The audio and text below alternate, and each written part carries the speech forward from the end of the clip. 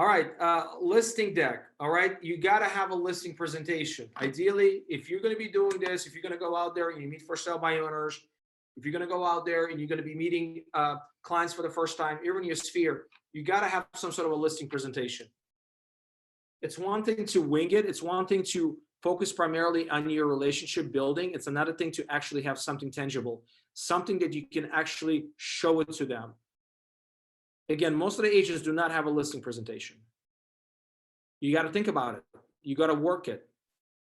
You got to have something, right? Whether it's on your iPad, whether it's on your laptop, whether it's in your pamphlet, it doesn't really matter. But you got to have 4, 5, 6, 7 slides that really will show them what makes you stand out, what makes you different, what makes your services and your marketing different from any other agents. And for those agents that are newer agents, leverage the team numbers. For example, Adrian, you're an amazing team. You can mention about Stellar Group numbers for the past 12 months. Lindsay, you're on my team. You can mention our team numbers.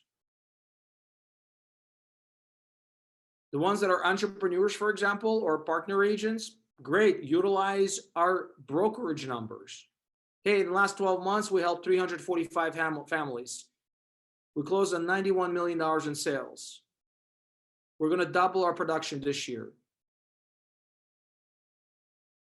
If you have a listing appointment in the Northwest Valley, guess what? Majority of our sales are in Northwest Valley. If you have an appointment, for example, in the East Valley, Southeast Valley, guess what? We're expanding Southeast Valley. We have a bunch of agents Southeast Valley, and we're hungry. We want to earn your business. But you got to be able to differentiate yourself from the other agents. If you just all talk and you're not showing anything, it's hard for people to visualize. And I'm very much a visual person. Like I like to see it. I like to see it. So that's something that you guys have to take into consideration.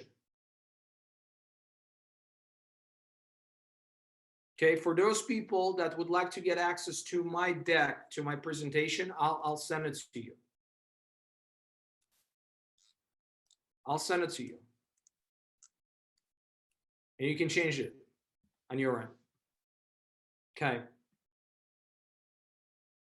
Okay, once you're there, another thing is very important is knowing your stuff, right? I mean, it's so important for you to be prepared. It's so important for you to know the comps. It's so important for you to go and see what's currently on the market, the average days on the market, right?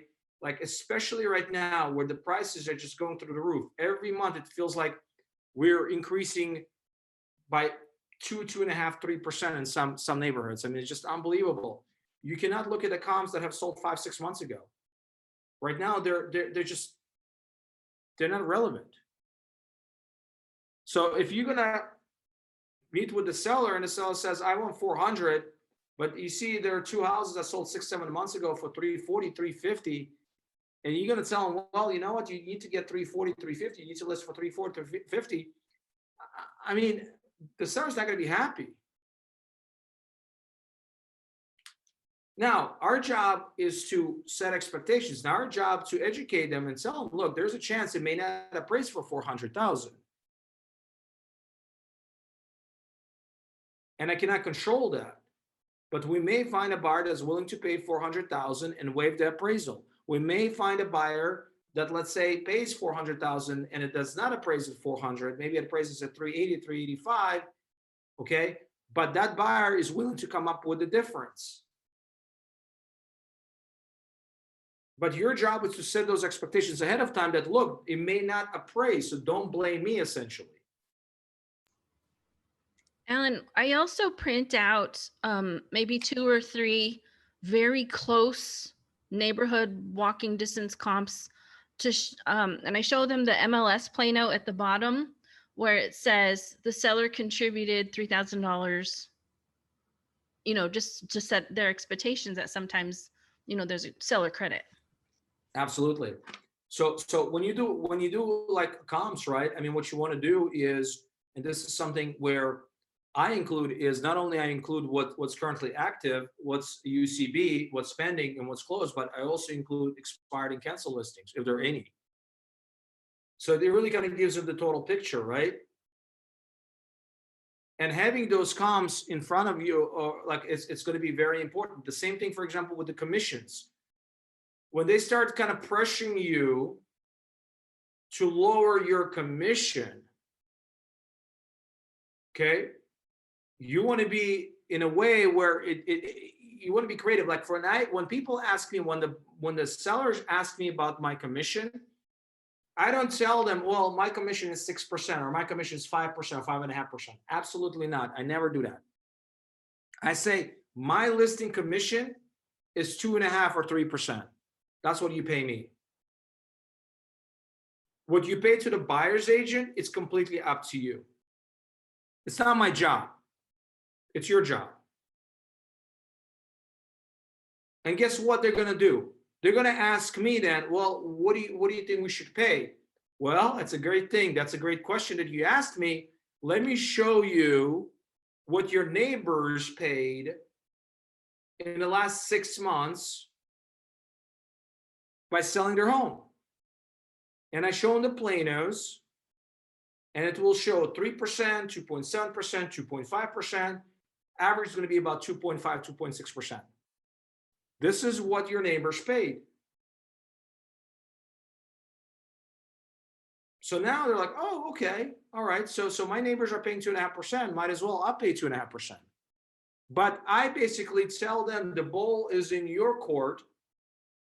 You decide what you want to do. My fee is 3%.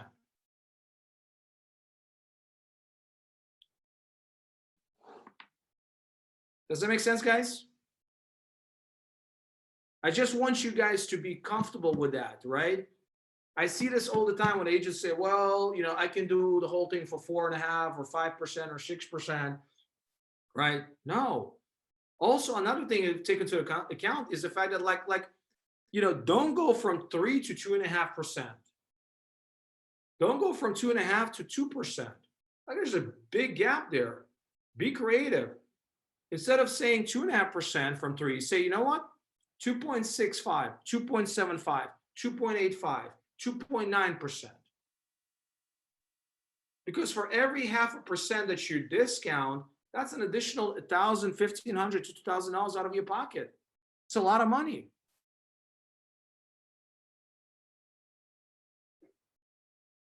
So be very creative. Like we talked about with for sale by owners, you can do the same exact thing. Like, hey, if you know you can sell this house in the next 24 to 48 hours, so you know what, my listing fee is 1.5% or 1.6%. It's a win-win for both parties.